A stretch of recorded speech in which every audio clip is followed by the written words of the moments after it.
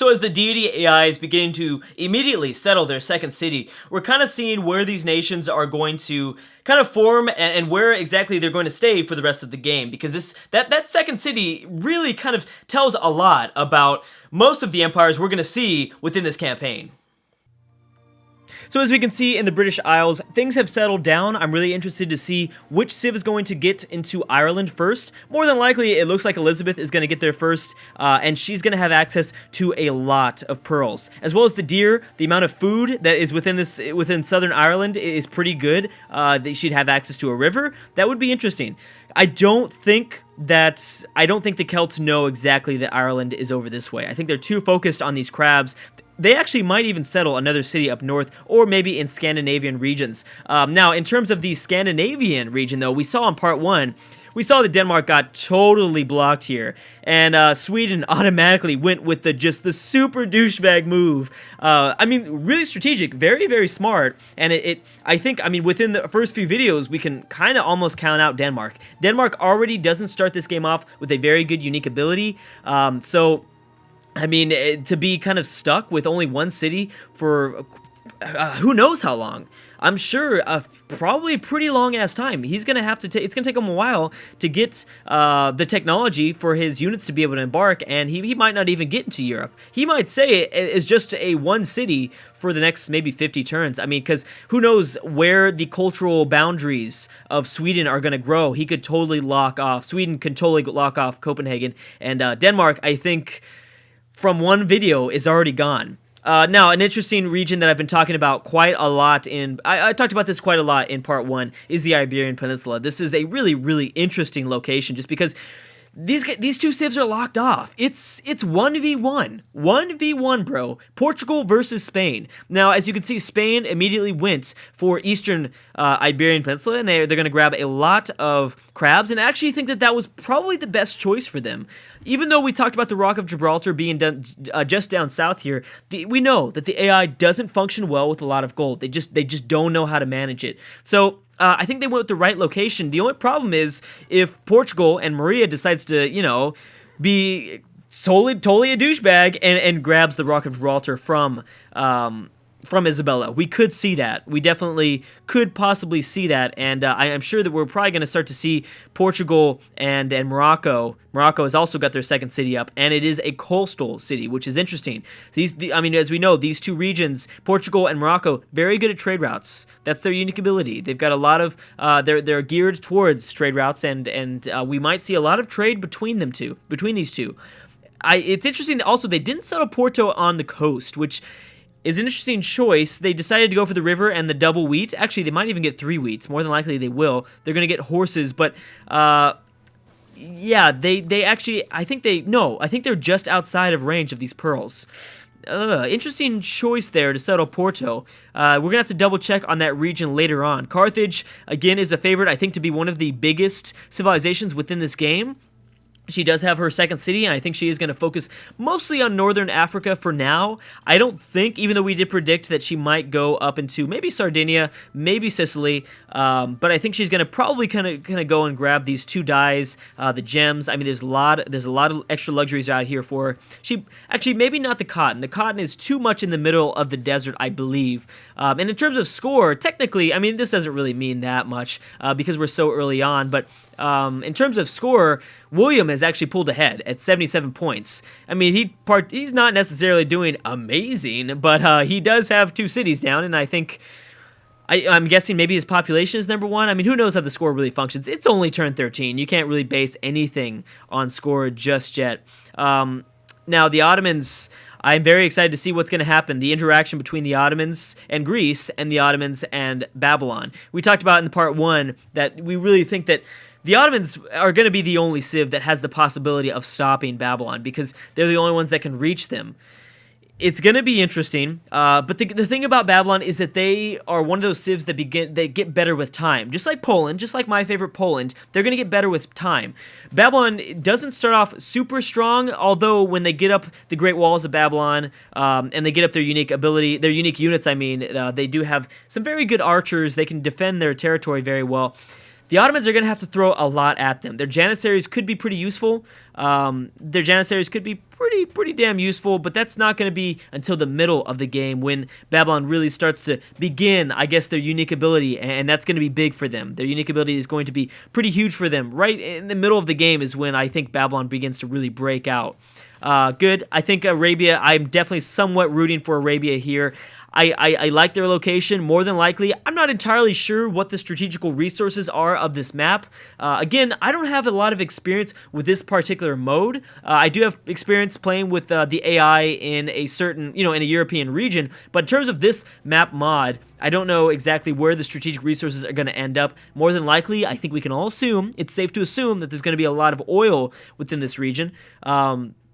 So, I mean, that will give Arabia and Mecca plenty of chances to maybe either sell those oils or sell the oil or do some other things. Also, speaking of I guess cargo ships, Arabia is going to do very good at that as well. Caravans, cargo ships, trade routes in general, they are a very good civ for that whole thing. As well as we can't forget about their camel archers.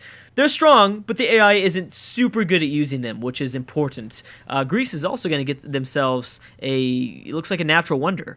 What exactly? Oh, that's going to give them 5 science. Wow, that's pretty good for Athens there. Athens, actually, you know what? Looking at Athens' location, they don't have the best starting point. They start off with gems and deer. They don't have any of the crabs. They do have crabs, and they're probably going to get access to maybe 2 crabs.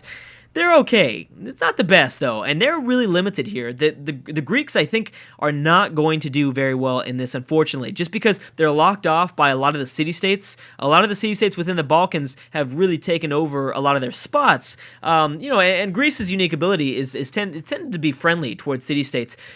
So I doubt that they're going to go to war with Sofia, Belgrade, Ragusa. I don't think we're going to see any of those wars happen just because Alexander tends to be very friendly towards these city-states. Also, I should check the victory conditions a bit here. More than likely, I don't think a diplomatic victory is possible. I think that there are too many civilizations, and I think that too many city-states are going to get wiped out from at some point within this game. Also, Florence has yet to settle their city. More than likely, someone's just going to wipe them out at some point. Oh, so the first Pantheon has actually been discovered by Arabia. I actually predicted that it would be the Celts that would get the first Pantheon, but it looks like Arabia has got it up first. They chose to go with Goddess of Protection, which is going to give them more city range combat. Interesting choice there, Arabia. That was not necessarily the right choice. I don't think the AI realizes that they're surrounded by so much desert. They could have really benefited by going Desert Folklore. I think that we can safely assume that Egypt is going to get Desert Folklore first. It's going to be interesting. That's an interesting Pantheon choice. It's not going to give them much, faith back. So I don't necessarily know how good that's going to be for them. Now, they have access to the Great Barrier Reef, which is going to give them some more science, some food, some production, and some gold. I did check over the break. There is a total of 6 religions that can be finished. My predictions will be, I'm guessing, Egypt, Arabia, the Celts. Who else is good at forming religions? I can't really think about it off the top of my head. How is Copenhagen doing? Yep, they still haven't settled their city. I don't think they really know what to do with their settler right now, which is unfortunate. But those are the big religious civs that I think we could see a pretty big impact. Now, France has settled Orleans. They could definitely dip into the British Isles here. They could kind of reach out and steal some lands away. They probably will steal maybe some of these fish tiles away. Whether they can work it or not doesn't really matter, but they do have a coastal city up. Oh my gosh, I just totally ripped a gnarly, gross burp. I am a disgusting human being right now. Okay, yeah, but it's interesting that France settled their coastal city rather than that's good. That's good for the AI. That was the smart choice rather than setting somewhere in a non-coastal region. That's going to help out them. That's going to help out their navy. Although it does give Elizabeth access to possibly making an invasion on France and taking over Orleans. We have to be very, very careful with we don't have to be very, very careful, but the AI has to be very, very careful of Elizabeth because she's going to get the ship of the lines. And again, ship of the line. And we don't know if I assume that she's going to have iron access. More than likely, she's going to have access to some sort of iron, and she's going to need that if she's going to want to build her ship of the line. So that will be a pretty interesting choice. Venice, on the other hand, has still not they haven't decided to steal any of the city-states away. I think that the AI might be a little bit confused here with the Alps. I think they might have some difficulty exploring. Of course, the AI will not ever go through city-state lands. I don't know why. I have no idea why. And yeah, so I'm not sure how fast Venice is going to steal away the next city-state, but it's going to be very interesting which city-state they do choose. I imagine it might be Ragusa, but I think the favorite might be Milan at the same time. Could they technically, yeah, Milan, look how close Milan is. Venice is actually in a pretty tough spot just because Milan is only 2 tiles away from their capital. Venice's capital. Oh, and the second Pantheon has been finished, Egypt, and they did choose, like we predicted, Desert Folklore. So yeah, Egypt is going to have probably the best religion in this game. Venice is going to be at a very tough spot, depending on a few things. Now, Antium here by Rome, they did settle that coastal, so Venice will really be able to kind of benefit from that. Also, Ragusa is a coastal city, so we have to remember that Venice is going to get up twice the amount of trade routes up, and hopefully for their sake, they're going to be cargo ships. It's interesting because Greece didn't decide to settle on the western half here of the Balkans and Greek lands. They didn't decide to go for these pearls. They might still do that, and depending on how much Carthage expands, we might see more and more help for Venice and Venetian Empire to expand in terms of their trade routes and their cargo ships. Let's focus on, oh wow. Okay, so again, the most, I think, like I said, like I've been saying, the most interesting region here in this map is going to be between Maria and Spain. And Isabel. It looks like Portugal is going to, in fact, steal away the Rock of Gibraltar. However, Isabel already has her third settler up as well. I wouldn't be surprised. Yeah, I'm assume that Portugal is going to settle their third city there, stealing away the Rock of Gibraltar, meaning that Portugal is going to be a pretty big beast in terms of economy.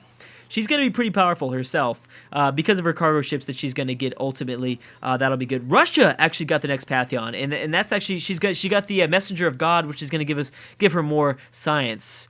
Okay, interesting. I'm surprised the Celts haven't got it up yet. That's interesting. That's also what she said. So there it goes. Braga has just been settled. They're going to grab the Rock of Gibraltar, and I assume more than likely, Isabella is going to settle somewhere up toward these mountains. For their sake, it could be good. Grabbing the mountain and the river would be a pretty good location by the AI, as well as access to these 2 silk and the gems. And they actually would even have access to these dyes. That'd be pretty good for them. Oh, and the first Elizabeth has been the first one to enter into the classical era. Don't worry, I'm not focusing on the info addicts too much just yet. There really isn't much to look at in the info addicts right now, so I'm going to kind of avoid it maybe until turn 25. I mean, really, we're just starting off, so Info Addicts isn't going to show us that many interesting things, but don't worry, I will definitely be focusing on Info Addicts within, as this campaign gets older and older. So, I guess not necessarily older and older, but as we get further and further within this campaign, the Ottomans, wow. The Ottomans went for the fertility rites. That's going to give them 10% faster growth rate. Now, that's not necessarily the greatest. Oh my gosh, the Ottomans have 2 more settlers.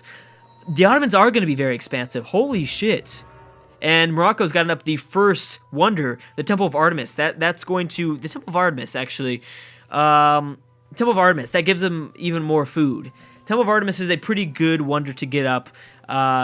It's interesting. I think it could have been, okay, we just got Golden Age. That is a glitch. I mean, when you're trying to do some AI only battles, you got to do some funky shit. Trust me. We'll get into that later, how I was able to kind of turn this, I guess make this happen. But anyways, okay, so my point is, Solomon already has 2 settlers. My prediction did come true. However, choosing that Pantheon, giving them more food, 10% more food, is an interesting choice. I don't necessarily want them to play this very tall. I want them to play this very wide. I want them to stop Nebuchadnezzar from growing at all cost. If he could steal away these southern lands, which more than likely Solomon has no idea what is down here, but if he could steal away these lands, it would really take away a lot of the power from Nebuchadnezzar and what Babylon has currently. Another Pantheon. How many more Pantheons do we have? Babylon has 1. They actually went for Faith Pure Quarry. And they're going to be able to build well, actually, wait a second. Interesting choice. They only have 1 marble resource. they'll be able to kind of build wonders a little bit quicker within the first 2 eras. Until the classical era, they'll be able to build a few wonders, which actually could be bad if they get up the Great Library. They could start off as a tech leader and only kind of make that worse and worse. So yeah, we have people with the most shiny things. This isn't really going to do much for us. Yeah, so Babylon having access to marble is interesting, and it may mean it could be bad. It only gives them even more benefits earlier on, which they don't need because they're going to have all those benefits later on in the game. You know what I didn't check on? If Egypt has access to they don't. I was wondering if Egypt had their own access to marble, but they don't. So that should slow down their wonder whoring somewhat. I don't know exactly how much that's going to stop their wonder whoring, but yeah. And as we can see, if we look around the minimap here, we are starting to see a lot of the AIs begin to form their third city. Poland is out on a fast start with their third city. I'm not sure if they were the first to get their third city up. Portugal, Poland, and who's the other one that we just saw? Oh, the Ottomans technically don't have their third city. So it looks like actually Portugal and Poland are among the first 2 civs to get up their third city. Interesting. I'm not sure if that's going to really tell a lot. And as we look around at the AI and what they've got going on, it doesn't look like a lot of the other Europeans don't have any other settlers. Oh, actually, you know what? Elizabeth might be discovering Ireland really quick right now. But yeah, a lot of the other European settlers, or a lot of the other European powers don't have their settlers. Now, the key thing about Sweden actually has a very good and interesting location as well, they might do pretty good for themselves. They do have a natural wonder up north, which is going to give them 11 gold. It's a lot of gold. They also have a lot of silk up here, access to furs, whales, some gems. Because they completely cock-blocked Denmark and Harald Bluetooth, Sweden has an opportunity to be really, really powerful because Russia more than likely, oh my gosh, look at these amount of truffles up here. Russia more than likely will not focus too much in the Scandinavian region.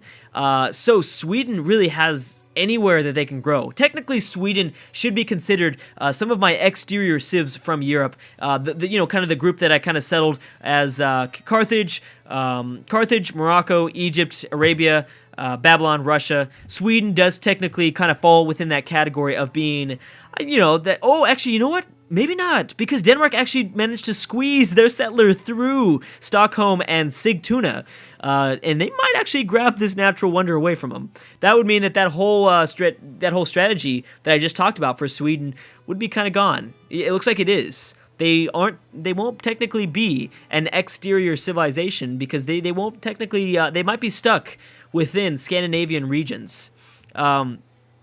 I guess I should kind of pick, well, I did technically, I picked my favorite, but I was thinking about maybe picking my favorite in particular to enter into Europe, inside of Europe. I mean, I'm talking about civs like the Celts, Elizabeth, I guess England, France, the Netherlands, Germany, Austria, Venice, Rome. The traditional European. I haven't really I know Poland is in Europe, but I should probably pick one right in the clusterfuck of things. And actually, Isabel still hasn't settled their third city. They might just now. Looks like they are going to decide to grab the extra silk here and go for the fish tile. Interesting choice. They could have had a better location, but you know what? They are going to lock off the Iberian Peninsula, at least this location, from France. France can still technically go up north in between these ocean tiles and this mountain tile, but I don't think he's ever going to figure out what the hell is over here, at least for a very, very long time.